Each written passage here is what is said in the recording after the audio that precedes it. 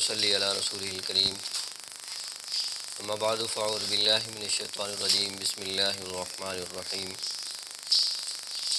سورۃ الفاتحہ یہ قرآن پاک کے اندر بھی شروع میں آتی ہے اور نماز کی ابتدا بھی اسی سے ہوتی ہے، اور اول ما نزل من القرآن یعنی پہلی وہ سورت جو مکمل نازل ہوئی وہ سورۃ الفاتحہ ہے۔ سورۃ الفاتحہ سے پہلے سورۃ علق اور سورۃ المزمل اور سورۃ المدثر ان کی کچھ آیات نازل ہو چکی تھیں، تو اس کے بعد سب سے پہلے مکمل جو سورت نازل ہوئی ہے وہ سورۃ الفاتحہ ہے۔ اللہ کے نبی صلی اللہ علیہ وسلم نے فرمایا کہ اس جیسی سورت نہ تو تورات کے اندر ہے، نہ انجیل کے اندر ہے، نہ زبور کے اندر ہے، نہ ہی خود قرآن پاک کے اندر اس جیسی سورت ہے۔ اور اس سورت کو سورۃ الفاتحہ کہنے کی یہی وجہ ہے کہ اس سے قرآن پاک کی افتتاح ہو رہی ہے، اور اس کا نام ایک سورۃ الشفا بھی ہے کہ اللہ کے نبی صلی اللہ علیہ وسلم نے فرمایا کہ اس کے اندر ہر بیماری سے شفا ہے۔ اگر اس سورت کو پڑھ کر جو ہے وہ دم کر دیا جائے تو اللہ تعالیٰ شفا عطا فرماتے ہیں۔ اور اس سورت کو سبع مثانی بھی کہا جاتا ہے کہ 7 آیات جو بار بار دہرائی جاتی ہیں، کہ نماز کے اندر بار بار یہ آیات پڑھی جاتی ہیں۔ اور یہ سورت قرآن پاک کا متن ہے، ایک سرخی ہے، ہیڈ لائن ہے، متن ہے، اور پورا قرآن جو ہے وہ اس سورت کی شرح ہے۔ تو شروع میں فرمایا کہ بسم اللہ الرحمن الرحیم۔ بسم اللہ یہ 3 لفظ ہیں، 3 حرف ہیں، ایک با ہے اور ایک اسم ہے، ایک آگے لفظ اللہ ہے۔ تو با کے عربی کے اندر تقریباً 17 معنی آتے ہیں، تو موقع کی مناسبت سے معنی کیا جاتا ہے۔ تو یہاں پر با کے 17 معنی میں سے 3 معنی ہو سکتے ہیں، یا تو یہ با جو ہے استعانت کی ہے کہ اللہ کے نام کی مدد کے ساتھ، یہ با مصاحبت کی ہے کہ اللہ کے نام کے ساتھ، یا یہ با برکت کی ہے کہ اللہ کے نام کی برکت کے ساتھ۔ اور اسم کا معنی نام ہوتا ہے۔ لفظ اللہ یہ اللہ تعالیٰ کا علم ہے، علم ذاتی علم ہے، نام ہے، اور دوسرے جو اللہ تعالیٰ کے اسماء ہیں وہ اللہ تعالیٰ کے صفاتی نام ہیں۔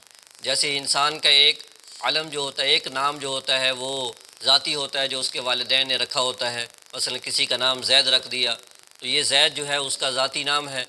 اور باقی اگر اس نے قرآن پاک حفظ کیا اس کو حافظ کہتے ہیں، یا ڈاکٹر ہے اس کو ڈاکٹر کہتے ہیں، یا انجینئر کہتے ہیں، یا اور اس کے نام پکارتے ہیں، وہ اس کے صفاتی نام ہیں۔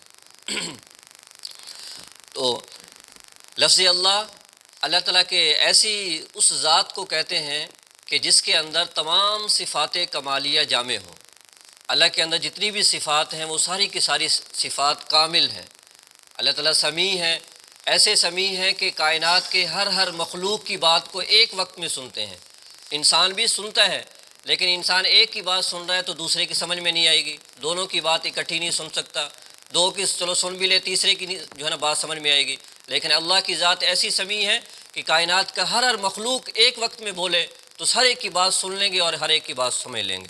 ایسے ہی جو ہے اللہ تعالیٰ جو ہے وہ دیکھنے والے ہیں اور بصیر ہیں، تو اللہ تعالیٰ کی بصارت کا بھی، تو اللہ تعالیٰ کی ہر صفت جو ہے وہ صفت کمال ہے۔ تو یہ اللہ تعالیٰ کا اس میں ذاتی ہے، اس کا کوئی تثنیہ یا جمع نہیں آتا، کیونکہ اللہ تعالیٰ کی ذات ایک ہی ہے، واحد ہے، تو اس کا تثنیہ اور جمع نہیں آتا۔ آگے الرحمن اور الرحیم۔ الرحمن کا معنی ہے عام الرحمت، کہ جس کی رحمت عام ہے، سب کے لیے ہے، چاہے کوئی کافر ہے، مشرک ہے، مسلمان ہے، اللہ تعالیٰ کی رحمت سب کے لیے ہے۔ اور رحیم تام الرحمت، کہ جس کی رحمت جو ہے وہ تام ہے، مکمل ہے۔ تو اس لیے الرحمن جو ہے اس کا اطلاق غیر اللہ پر جائز نہیں ہے، یہ صرف اللہ تعالیٰ کے ساتھ خاص ہے۔ تو لہذا کسی کا نام عبد الرحمن ہے، اس کو صرف رحمان کہہ کر پکارنا یہ درست نہیں ہے، اس لیے کہ رحمان صرف ایک ہی ذات ہے، اللہ تعالیٰ ہیں، تو رحمان کا بھی تثنیہ اور جمع نہیں آتا، رحمان بھی مفرد ہے اس لیے کہ اللہ تعالیٰ کے ساتھ خاص ہے۔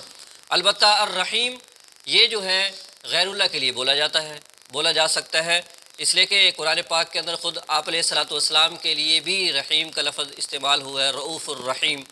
تو رحیم کا اطلاق جو ہے وہ غیر اللہ پر ہو سکتا ہے، اور رحمان کا اطلاق غیر اللہ پر نہیں ہو سکتا۔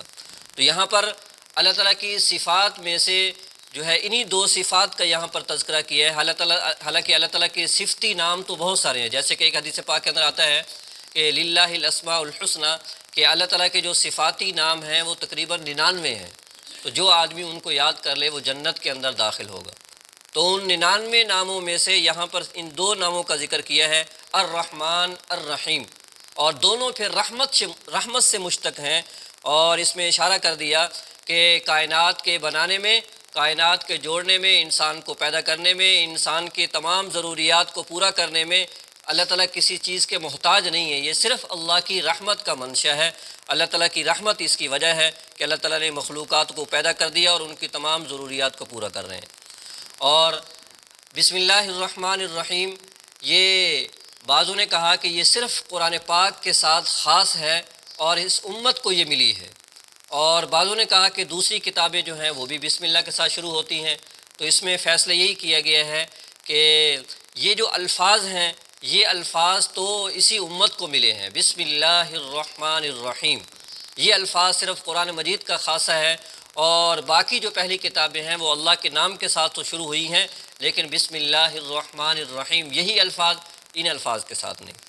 تو بسم اللہ الرحمن الرحیم آدمی کو ہر کام سے پہلے جو ہے نا بسم اللہ پڑھ لینی چاہیے۔ اللہ کے نبی صلی اللہ علیہ وسلم نے فرمایا کہ ہر کام، شان والا کام، عزت والا کام، اگر وہ بسم اللہ سے نہ پڑھا جائے تو وہ برکت سے خالی ہوتا ہے۔ تو اگر کام کے اندر برکت لانی ہے تو شروع میں بسم اللہ پڑھ لی جائے۔ یہاں تک کہ اللہ کے نبی صلی اللہ علیہ وسلم نے تو اپنی امت کو اس بات کی بھی تلقین فرمائی ہے کہ اگر گھر میں داخل ہو رہے ہو، دروازہ کھول رہے ہو تو بسم اللہ پڑھ لو، دروازہ بند کر رہے ہو تو بسم اللہ پڑھ لو، بتی بجھا رہے ہو تو بسم اللہ پڑھ لو، برتن کو ڈھانک رہے ہو تو بسم اللہ پڑھ لو، سواری پر سوار ہو رہے ہو تو بسم اللہ پڑھ لو۔ یعنی اتنی جو ہے بسم اللہ کی ترغیب دی گئی، ہر کام کے اندر بسم اللہ کو پڑھا جائے۔ اللہ تعالیٰ ان باتوں پر عمل کرنے کی توفیق عطا فرمائے۔